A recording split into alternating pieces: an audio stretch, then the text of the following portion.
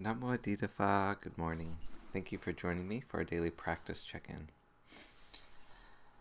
Listen, listen, listen. This beautiful sound calls us back to our true home.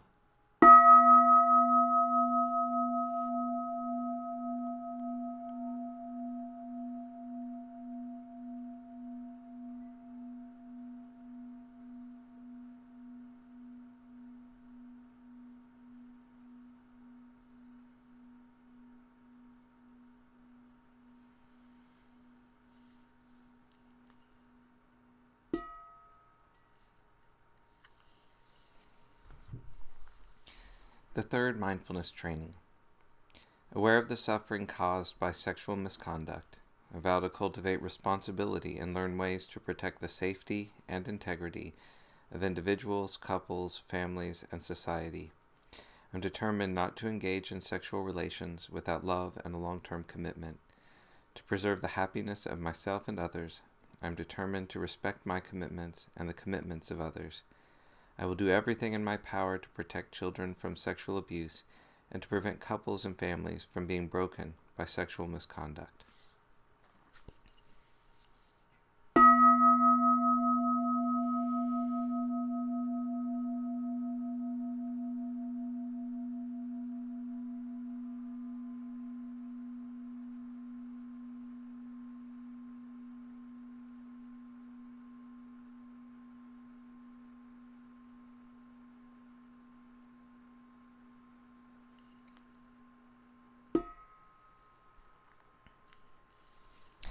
We've been reading a Dhamma talk by Ajahn Candasiri called Meeting Death, and it's from a collection of Dhamma talks by the nuns of Amaravati called The Body, Dhamma Reflections on Aging, Sickness, and Death. I often think of our emotional life as being like the weather. In Britain, we have a great variety of weather conditions, all in one day: wind and rain and storm, and then a sense of calm and bright sunshine, all in very rapid succession. It was very much like that on the day of Sister Upala's funeral. In fact, with Sister Nanda's funeral, it was the same.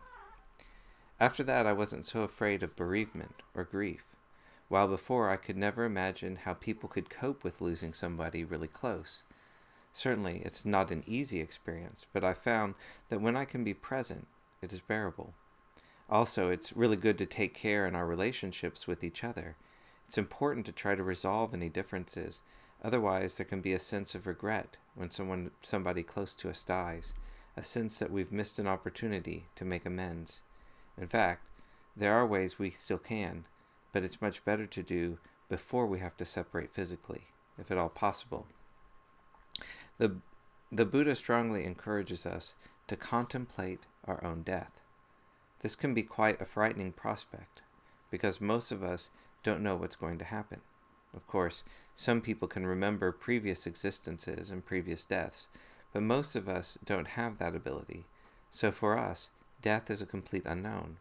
All we can be certain of is that it's going to happen at some time.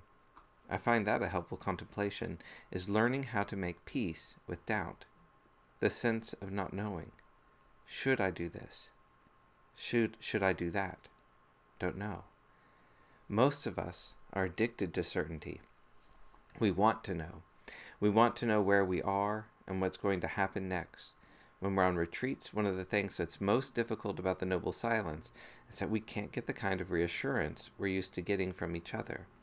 Someone might not look very happy, and we might assume that it's because of something we've done, but when we're not talking, there's no way to check that out, so we can feel very uncertain. So we can recognize that sense of uncertainty and how uncomfortable it is in our own lives, and instead of trying as hard as we can to find certainty, we can take refuge in the Buddha, in present moment awareness. Life then becomes rather exciting.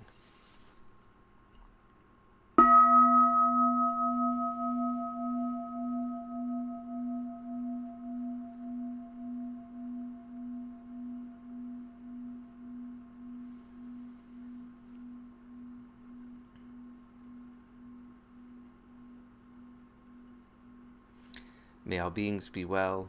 May all beings be happy. May all beings be peaceful. Sadhu. sadhu, sadhu. Thank you for joining me this morning.